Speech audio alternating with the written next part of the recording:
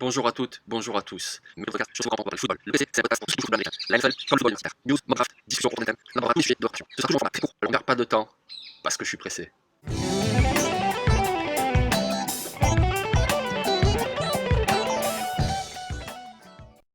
Bonjour.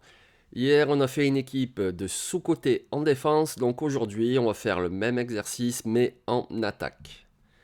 On commence avec le tackle gauche et ouais, non, j'ai pas fait exprès, je vous assure, j'ai choisi un joueur des Raiders, c'est Colton Miller. Pourquoi Colton Miller? Parce que vraiment, on en parle peu, alors que vraiment, il est très très bon.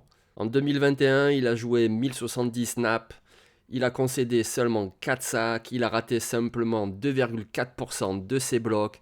C'est vraiment un joueur très solide, notamment en protection, mais également pour l'ouverture de brèches, pour le jeu au sol.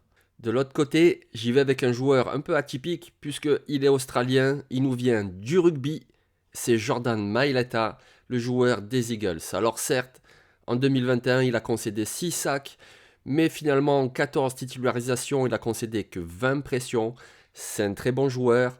Ok, il joue à gauche avec les Eagles, mais moi du coup, je le prends dans mon équipe et je le mets en tant que tackle droit.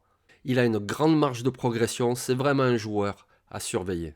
À l'intérieur de la ligne, une autre belle histoire après celle de Maileta, c'est celle de Ali Marpet. Pourquoi une belle histoire? Déjà parce que le gars, il a fait son cursus universitaire en division 3. Sachant que la division 1 est déjà scindée en deux niveaux, le FBS, 130 universités, le FCS, 120 universités, la division 2 et la division 3. Donc vous imaginez d'où arrive ce gars. Il s'est fait remarquer, comme beaucoup d'autres joueurs, au Senior Bowl, c'est pas pour rien qu'on en parle tout le temps sur cette chaîne. Et depuis qu'il est dans la ligue, il s'est imposé comme un des meilleurs à son poste. En 2021, il a joué quasiment 1000 snaps, seulement 3 pénalités, seulement un sac de concédé. C'est vraiment un joueur plus que solide. C'est un peu le même profil sportif pour le garde droit que je choisis puisqu'il est lui aussi très peu pénalisé et en même temps très efficace et très complet. C'est Shaq Mason des Patriots. La ligne des Pats, en fait, elle est remplie de unsung heroes ou de joueurs underrated, sous-côté. Tous les David Andrews, les Ted Karras et donc Shaq Mason. Et cette ligne, pourtant, elle est super efficace et c'est pas pour rien. Oui, elle est bien coachée, mais les joueurs ont vraiment du talent et on n'en parle pas assez. J'ai donc mes deux guards offensifs qui vont entourer mon centre. Et mon centre, c'est quelqu'un qui malheureusement n'a pas pu jouer plus que la moitié des matchs en 2021. Et c'est vraiment dommage et son équipe l'a ressenti. Il s'appelle Chase Roulier et il nous vient des Commanders de Washington. C'est vraiment un super joueur, un très très bon centre. Regardez son tableau de stats. Je vais pas le laisser très longtemps, mais évidemment, vous pouvez faire pause sur la vidéo si vous voulez checker un petit peu plus. Pour info, ça vient du site gratuit 6 Data Hub. Chase Roulier, c'est vraiment un de ces centres dont on parle très rarement et qui pourtant est d'un très haut niveau. J'ai donc ma ligne offensive avec les tackles Colton Miller à gauche et Jordan Maileta à droite. Les guards, Shaq Mason à droite et Ali Marpet à gauche. Et ils entourent le centre, Chase Roulier, le cousin de Victor. Maintenant, il me faut un coureur. Alors attention. Oui, il y en a des plus talentueux, même chez les sous-côtés. J'avais envie de mettre le focus sur ce joueur-là en particulier. Il s'appelle Brandon Bolden et il nous vient des Patriots de New England. Alors Bolden, il a été non drafté à sa sortie d'Ole Miss, mais pourtant dès sa saison rookie, il s'est fait une place dans le 53 des Patriots et ça déjà, ça veut dire quelque chose.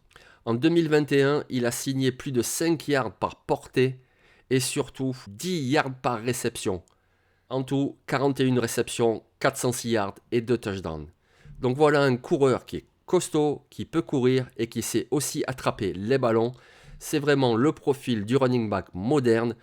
Ok, c'est pas le meilleur, c'est pas un futur pro bowler, je pense pas. Mais justement, il fit très bien dans mon équipe du jour. Des joueurs sous-cotés dont on ne parle jamais. Brandon Bolden, c'est vraiment un très bon joueur. Alors attention, bonne affaire parce que lui aussi, il est en fin de contrat. 36-15 qui n'en veut. Dans ma team, je prends 3 receveurs. Et je commence avec un receveur des Broncos. Quand on pense receveur des Broncos, évidemment, on pense Jerry Jeudy, j'adore. Cortland Sutton. Et pourtant, là, j'y vais avec un autre receveur. On commence à en parler. il n'y a pas de problème. Et ce receveur, c'est Tim Patrick. Tim Patrick, il est grand, il est productif. Alors, il n'est pas productif comme un numéro 1, mais en même temps, il ne joue pas numéro 1. Peut-être que s'il avait plus de ballons, il serait encore plus productif. Regardez ses stats depuis 2 saisons. C'est un joueur vraiment très régulier, très intéressant. À ses côtés, je prends un autre receveur avec de la taille. Quelqu'un qui a connu une belle marge de progression lors de sa seconde saison en NFL. Il s'agit de Michael Pittman des Colts. Et vu la marge de progression qu'il a montrée en 2021, moi je suis vraiment très curieux de voir sa saison 2022. En 2021, après le quarterback Carson Wentz, il a été le 2e joueur le plus utilisé en attaque par les Colts. Donc j'ai 2 grands receveurs, maintenant j'en veux un petit peu plus vif, qu'on va faire jouer davantage à l'extérieur, même s'il peut aussi attaquer la profondeur sur l'extérieur. Il s'appelle Darnell Mooney et il nous vient de Chicago. J'ai donc mes 3 receveurs, Tim Patrick, Michael Pittman et Darnell Mooney. Maintenant il me faut un tight end.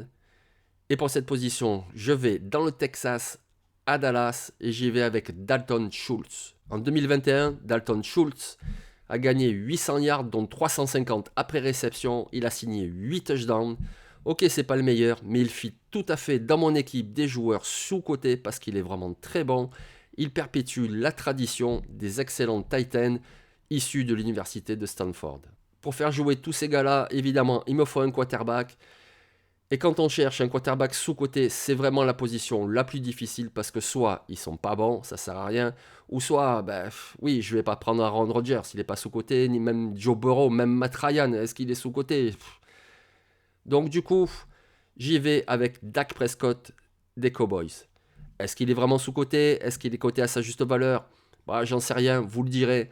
En tout cas, moi je trouve qu'il correspond plutôt bien à cet entre-deux de bons joueurs qui n'a pas forcément la reconnaissance qu'il mérite parce que quand vous enlevez Dak Prescott à Dallas, et c'est vraiment plus la même chose. C'est vraiment un joueur précieux qui a un bel avenir.